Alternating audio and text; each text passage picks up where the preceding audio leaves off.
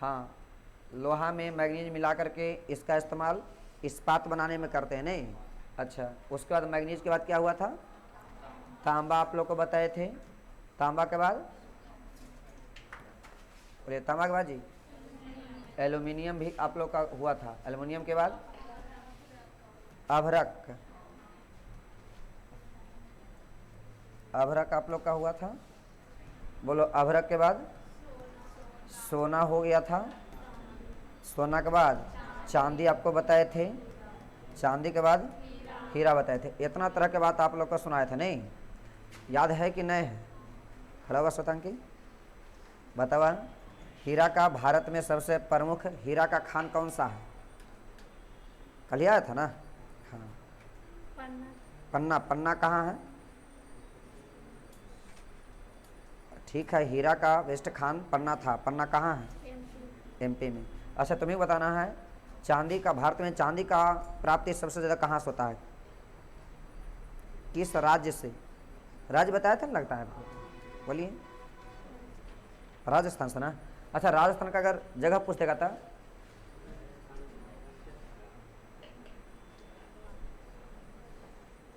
चलिए। अच्छा, सोना के लिए प्रमुख आप लोग बताओ, सोना का प्रमुख खान कौन सा था?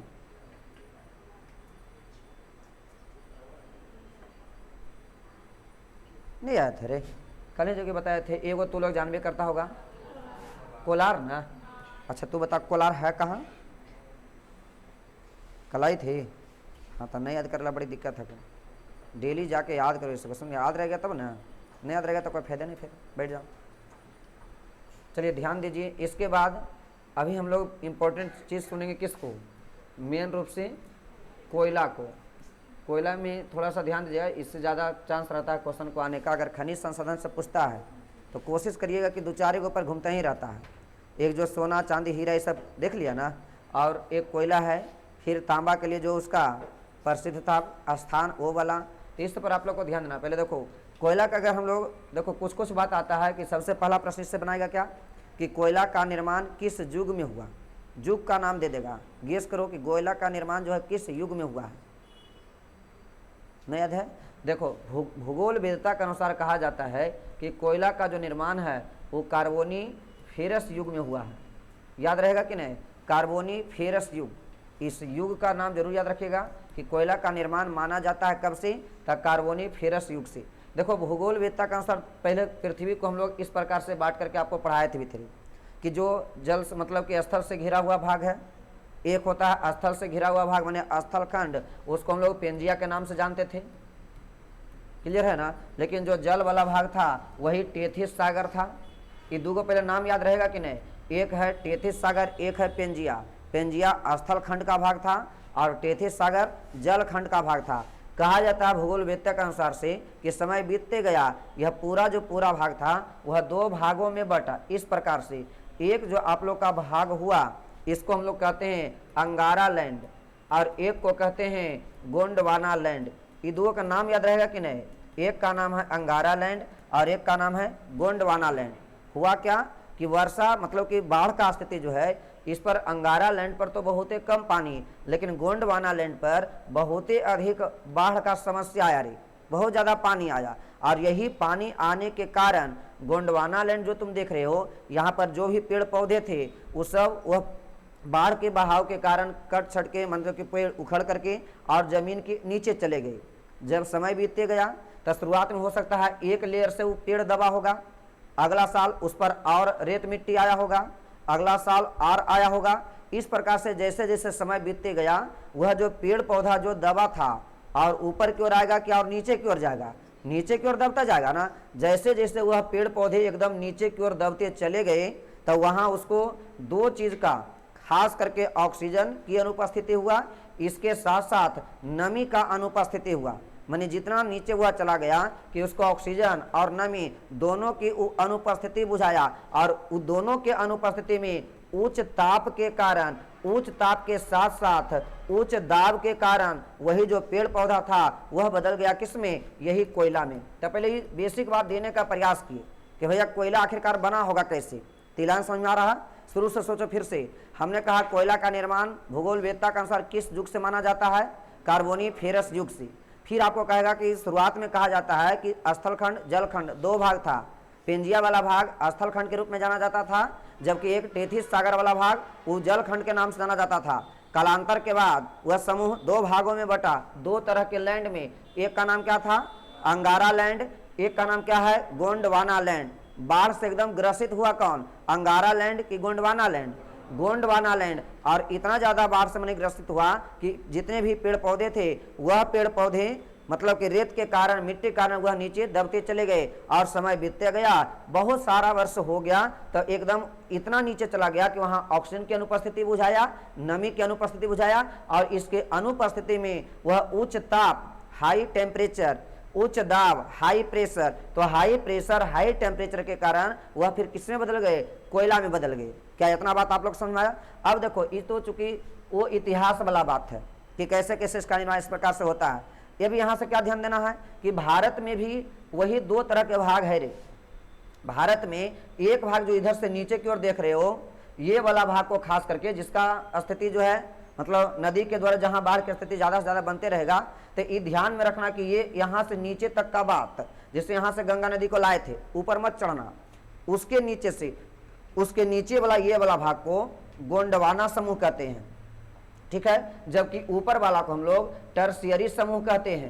तो ये दो नाम आ गया है, एक का नाम है कौन समूह, गोंडवाना समूह, और एक का नाम क्या है, टर्शियरी समूह। क्वेश्चन आएगा भारत में कोयला को कितने समूहों में बांटा गया है, तब भारत में कोयला को दो समूहों में बांटा गया है, एक का नाम है गोंडवाना समूह और दूसरे का नाम है टर्शियरी समूह।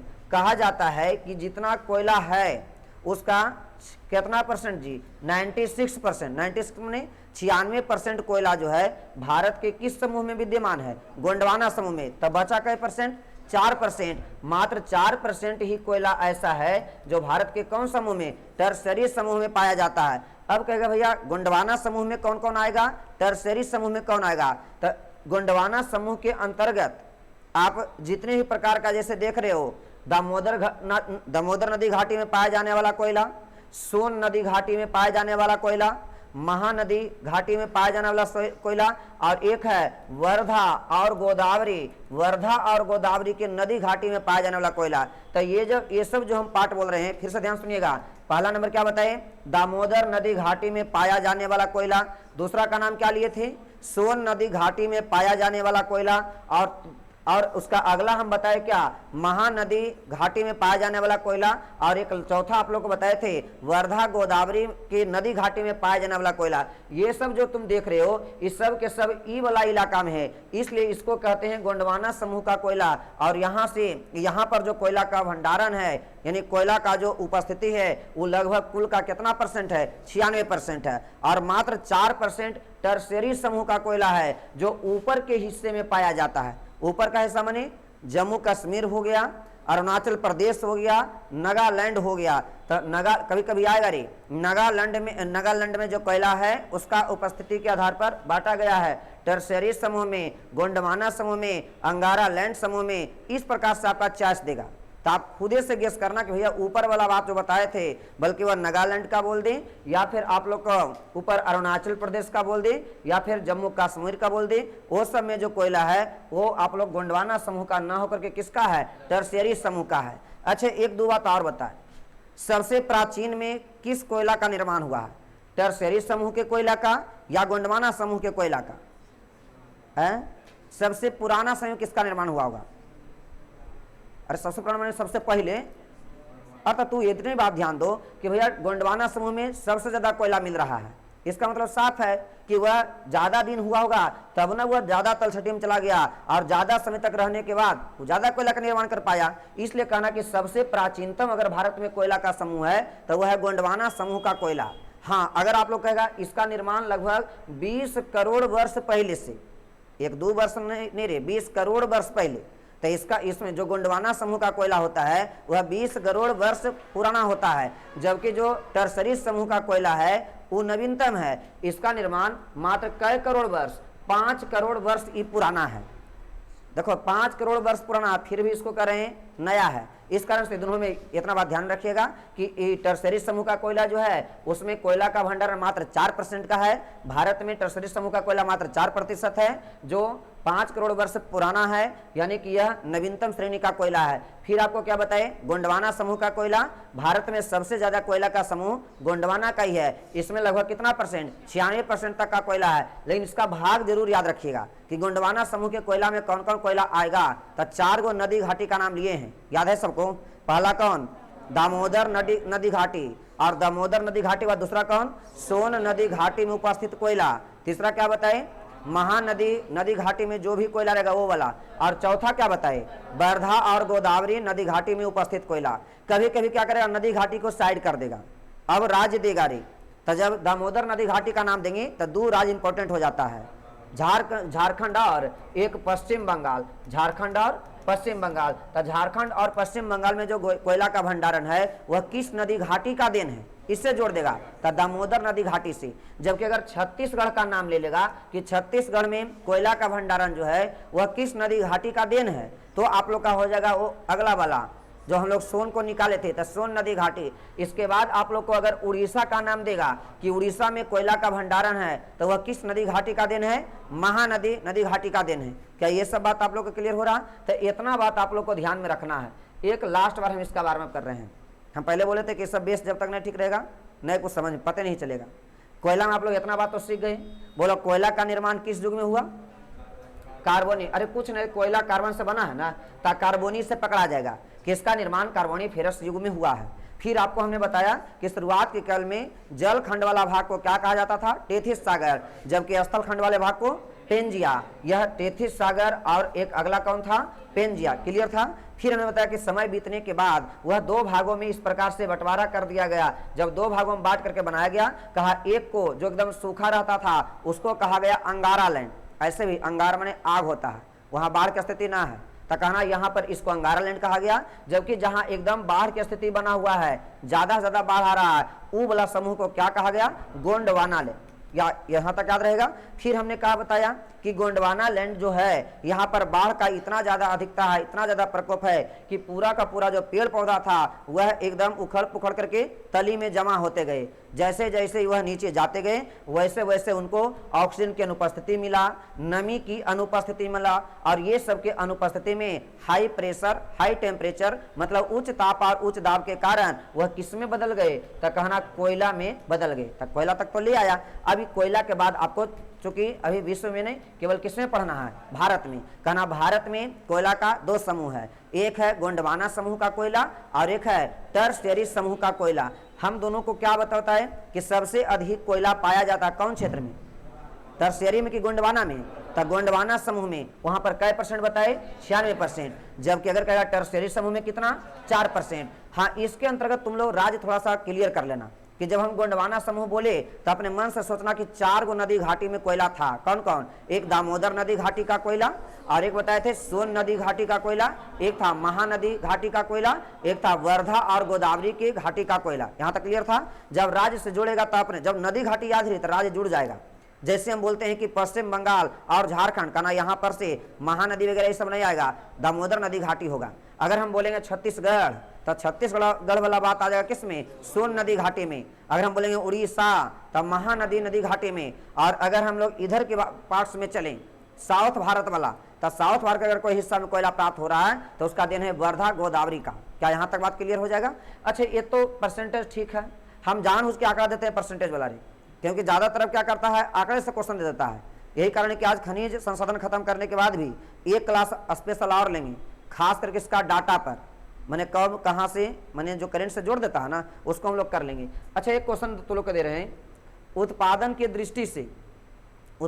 दृष्टि से सबसे अधिक कोयला का उत्पादन होता है गोंडवाना क्षेत्र से या फिर टर्शियरी क्षेत्र से? हाँ, गोंडवाना से होगा क्योंकि सबसे ज्यादा कोयला यही है। उत्पादन में उसको निकाल करके उपयोग में लाना जी, तो उसको निकाल करके उपयोग में लाया जाता है सबसे अधिक गोंडवाना से। लेकिन परसेंटेज में हमको बताओ, 100% अगर कुल कोयला का उत्पादन भारत करता होगा तो कै % कोयला का उत्पादन यानी कै % कोयला का इस्तेमाल वह गोंडवाना समूह से करता है और कितने % कोयला का इस्तेमाल वह टर्शियरी समूह से करता है, ये हमको बता दीजिए। नहीं, तो याद रखना 96 नहीं, ये तो भंडारण है ना, उतना है, लेकिन जब उपयोग में लाने वाला बात आता है तो एकरा में एकदम ज़्यादा मशक्कत है, ज़्यादा महंगा इसको निकाल करके उपयोग करना, क्योंकि यहाँ कोयला ज़्यादा मात्रा में कि कम मात्रा में, कम मात्रा में। यही कारण है कि सबसे अधिक लगभग कई परसेंट 99% कोयला का उत्पादन होता है गोंडवाना समूह वाला, और मात्र कई परसेंट 1% ही इस्तेमाल होता है टर्शियरी समूह वाला। क्या ये दोनों परसेंटेज आप लोग को ध्यान में आएगा? अब इसके बाद थोड़ा सा देखो, इसके बाद डायरेक्ट आप लोग को कहाँ से प्रश्न आता है? कोयला के वर्गीकरण से, कोयला के प्रकार से। देखो कोयला का बंटवारा, कौन कोयला खराब है, कुछ कोयला बढ़िया है, इसका बंटवारा वह कार्बन के उपस्थिति के आधार पर किया है। तो आता है रे कि कोयला को प्रमुख रूप से 4 वर्ग में बांटा गया है, जिसमें एक का नाम है पीट, याद आएगा, एक का नाम आप लोग का है लिग्नाइट, एक का नाम क्या है जी? लिग्नाइट, एक का नाम है बिटुमिनस, और एक का नाम है एंथ्रासाइट। देखो चारों बात आप लोग को ध्यान में रखना है। कोयला कई प्रकार का होगा? 4 प्रकार के। कौन कौन? पीट, लिग्नाइट, बिटुमिनस, एंथ्रासाइट। लेकिन इसमें कार्बन, देखो कार्बन जितने मात्रा में कम रहेगा उतना वो दब कोयला है, माने निम्न कोटि का कोयला है, और जकरा में कार्बन ज़्यादा से ज़्यादा मात्रा में है बढ़िया कोयला है, निम्न कोयला है। इसका मतलब है इसको उसी क्रम में हम सजाए हैं। पीट जो तुम देख रहे हो ना, इसमें कार्बन की प्रतिशत मात्रा बाकी अन्य जो 3 गो उससे बहुत कम होता है। इसमें कहा जाता है कि इसमें कार्बन की प्रतिशत मात्रा मात्र कई परसेंट तक, 30% तक होता है। कै परसेंट तक जी? 30% तक। जबकि लिग्नाइट में कहा जाता है इसमें कार्बन की मात्रा 30% से लेकर के 70% तक होता है। जबकि बिटुमिनस में कार्बन की प्रतिशत मात्रा 70% से 90% तक होता है। और एंथ्रासाइट में इसका कार्बन की मात्रा जो होता है 90% से भी क्या होता है? अधिक होता है। अब आपको बात बोलेगा कि बताओ सबसे अच्छा कोयला है, सबसे उत्तम कोटि का कोयला है, तो बोला सबसे उत्तम कोटि का कोयला क्या है? एंथ्रासाइट। लेकिन ये इतने महंगा होता है कि इसका इस्तेमाल हम लोग, ये नहीं होगा कि हमारा घर में खाना बनने वाला है तो एंथ्रासाइट मंगा लो, इतने महंगा कि तुमको खरमोश ज़्यादा महंगा यही पड़ जाएगा लाने। यही कारण है कि हम लोग घरेलू इस्तेमाल जब लाते हैं तो या तो हम लिग्नाइट का इस्तेमाल कर लेते हैं, न तो हम लोग पीट का इस्तेमाल करते हैं, एंथ्रासाइट तक नहीं पहुँचते हैं। बात समझा रहा ना? हाँ, बड़े बड़े कल कारखाना में जिसमें एकदम जरूरी है कि उसकी अपेक्षा हम लोग को उत्पादन, हम लोग का लाभ बढ़िया मिल रहा है, तो आप एंथ्रासाइट का इस्तेमाल कर लेते हो। तो खैर यहाँ तक आप लोग को ध्यान में रखिएगा। ये पीट में क्या बताएं? यह सबसे उत्तम कोटि का कोयला कि निम्न कोटि का कोयला? निम्न कोटि का कोयला है, ठीक है। जबकि एंथ्रासाइट क्या है जी? सबसे उत्तम कोटि का कोयला। एक बात और इसमें समझाने, यहाँ तक तो लगता है पहले से जानता होगा, इसमें नमी के बात भी पूछता है कि सबसे अधिक नमी की मात्रा होती है, सबसे कम नमी की मात्रा होती है, तो तुम खुदे बताओ सबसे तली में कौन होगा? पीट, लिग्नाइट, बिटुमिनस, एंथ्रासाइट? गेस करो। अरे एंथ्रासाइट को एकदम जैसे समय जैसे बीतेगा वैसे वैसे और तली में जाएगा और उतना बढ़िया उसमें क्वालिटी आने लगे कोयला वाला, इसलिए सबसे तलछटी में कौन रहेगा? एंथ्रासाइट। तो जो सबसे नीचे रहेगा वो कम नमी वाला होगा, यानी सबसे ज्यादा नमी की मात्रा किसमें होगा? पीट में। तो सबसे ज्यादा नमी की मात्रा पीट में, तो जिसमें नमी की मात्रा ज्यादा है वो बढ़िया कोयला नहीं है, एकदम खराब कोयला है। इसलिए नमी के दृष्टिकोण से ही पूछेगा कि सबसे अधिक नमी होता है, तो आप लोग को अगर ऑप्शन देगा पीट, लिग्नाइट, बिटुमिनस, एंथ्रासाइट, कहना सबसे अधिक नमी होता है किसमें? पीट में। पीट की अपेक्षा ज्यादा नमी होता है किसमें? लिग्नाइट में। लेकिन लिग्नाइट की अपेक्षा ज्यादा नमी होता है किसमें? एंथ्रासाइट में। और उसके अपेक्षा कम रे, पीट की अपेक्षा कम लिग्नाइट में, लिग्नाइट की अपेक्षा कम एंथ्रासाइट में, और सबसे कम नमी अगर होता था किसमें? बिटुमिनस में। इसलिए देखो आंसर बदलेगा। क्वेश्चन तो अब तक सीधा सीधा रहता है कि सबसे उत्तम कोटि का कोयला कौन सा है? सब लड़का मारता है एंथ्रासाइट। कभी कभी ये आंसर गलती होगा, कब? जब लगा देगा नमी की दृष्टि से सबसे उत्तम कोटि का कोयला है, तो जब लगा देगा नमी की दृष्टि से, कहना जिसमें नमी की मात्रा सबसे कम होता है वो उतना बढ़िया कोयला होता है, यानी सबसे कम नमी की मात्रा किसमें है? बिटुमिनस में है। इसलिए नमी की दृष्टि से सबसे बढ़िया कोयला कौन सा है? बिटुमिनस है। तो क्या सबसे उत्तम कोटि का कोयला कभी बिटुमिनस होगा, कभी एंथ्रासाइट होगा? तो कंफ्यूजन दूर हो जाएगा ना। अगर कहेगा सिर्फ सबसे उत्तम कोटि का कोयला एंथ्रासाइट, कार्बन के दृष्टिकोण से सबसे उत्तम कोटि का कोयला तब भी एंथ्रासाइट, लेकिन अगर आगे लगा हुआ रहे नमी के दृष्टि से सबसे उत्तम कोटि का कोयला, तो फिर आप लोग का राइट आंसर कौन होगा? बिटुमिनस। उसका कारण क्या है? नमी उसमें कम है कि ज्यादा है? कम है रे। इस कारण से इसको कहा जाता है कि यह नमी के दृष्टिकोण से सबसे अच्छा कोयला है। ये बताइए, यहाँ तक मामला ठीक आप लोग का हो जाएगा? अच्छा लिख के लाएगा ना? हो ठीक है, तो यहीं तक रखिए।